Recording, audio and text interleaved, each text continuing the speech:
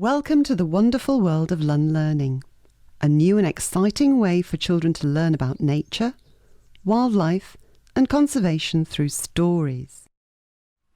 The first is an adventure story called The Squirrel. Chapter 8, Happily Ever After. Red's mind was filled with questions. Could this be a trap? Could this be the end? Was he going to be eaten by PM? Should he run away? Would that solve anything or just make things worse? Should he cry for help? Would anybody hear? Would anybody come?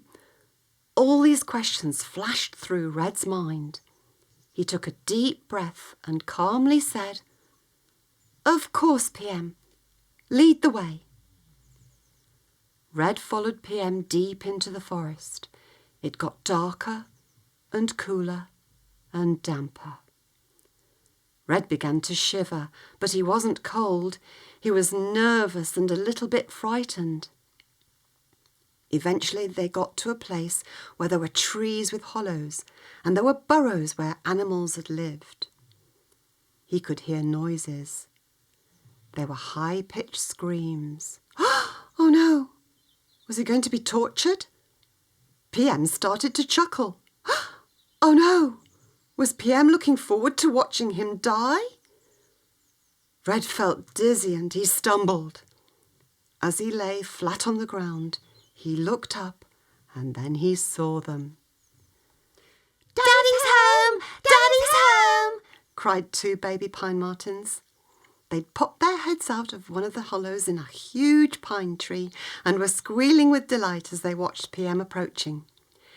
"Treats, Daddy, treats! Hungry, Daddy, hungry! Eat treats, eat treats!" they squeaked. "Hi there, kids. Come on out. Come and meet Red. He's my friend."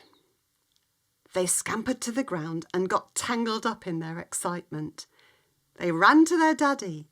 They hugged his legs and they hugged his neck. They clung onto him and climbed up onto his back.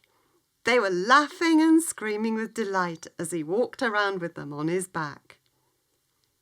PM loved his kids and they loved him. They jumped off him and ran to Red. One of them jumped onto his back and nearly squashed him. Red laughed. He'd been a daddy many times before, but he'd never played with little ones. This was fun. The other kit was a little bit shy. It was standing and watching them play, but didn't join in the fun. "She ain't seen a red squirrel before," explained PM. "She don't know what to make of ya." "Don't be scared. Come and play," Red said with a smile as he held out his paw. She smiled and shuffled a little bit closer. The other kit jumped off Red's back, ran over to PM and stood there licking his lips. "I calls this one Cheeky Chops. He's always after food, ain't ya?" said PM as he looked down lovingly. PM tossed some food over by the pine tree and the kit scampered off to find it. His huge smile gradually disappeared and then he turned to look at Red. He spoke with a serious voice. "I'm their daddy. Their mummy is dead. You've seen one fang's scar and missing eye?"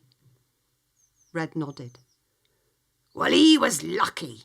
A fox trap nearly got him, but he was able to pull himself free." PM paused, then continued. "The kit's mummy weren't so lucky. She couldn't escape. She died a long, slow death in that trap." PM looked away, and Red could see a tear fall onto his cream bib. He flicked it away and stood watching the kits play rough and tumble with each other. Eventually, PM turned back and looked at Red again. "They need to eat. I need to eat. You need to eat. We all need to eat, he said. Red nodded. He remembered how hungry he had been in the winter before he met PM. He remembered how his hair was falling out, how skinny he was, and how he was just about to give up as he lay down on the log. Of course he needs to eat. Of course the pine martens need to eat too. You know pine martens eat squirrels, don't ya? PM continued. Red nodded. Well, we ate some greys. But you said you would chase them away, shouted Red. You said you'd chase them and they'd be so frightened that they'd run far away from the forest. That's what you said. You didn't say you'd eat them. Red was very upset and annoyed with PM. He was angry. True, replied PM calmly. But I didn't say we wouldn't eat 'em, did I? What I told you was the truth. It just weren't the whole truth. Red was about to argue with PM, but suddenly he remembered what had happened when he told Stick about the plan to chase the greys away. He'd told him the plan, and Stick had thought it was Red's idea. Red didn't say it was, and he didn't say it wasn't. He hadn't told Stick the whole truth. Red took a deep breath and shook his head. He looked down in shame. He was sad, and slowly he said, I'm sorry, PM. I thought you'd lied to me and you hadn't. I'm sorry I got angry. I know you eat squirrels because my mummy told me that. She told me over and over again. Yes, of course you have to eat, and you have your kits to feed too. I'm sorry. That's okay, Red. That's okay, said PM with a gentle voice. Can we still be friends? Red asked. Ha! Sure we can. And can we all live together in the forest? Yep. It's not my forest, it's not your forest. It's everybody's forest. And will you promise not to eat the red squirrels? What's the magic word? Please. Yeah, I promise not to eat ya. You're faster than us anyway, and you get high up in the trees onto them thin branches where we can't get. Yes, we'll run up high and you won't catch us. Deal? Red asked with his paw outstretched. Yeah, let's shake on it. Red stretched up onto his tiptoes to reach up to PM's paw. They both smiled big smiles, and then they shook paws. PM's paw was much bigger than Red's, and he could have crushed it if he'd tried, but he didn't. They shook paws and looked straight into each other's eyes with big smiles on their faces. They were friends, and they'd made a deal. So Red and PM made a deal, and they shook paws. But did PM keep his promise? Did they all live happily ever after?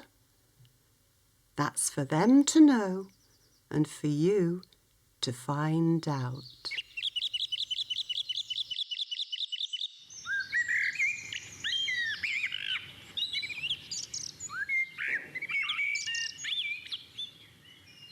Written and narrated by Fiona Lunn. Recorded by Tony O'Malley. Produced by Guy Benoist. Illustrations by Sarah Westaway.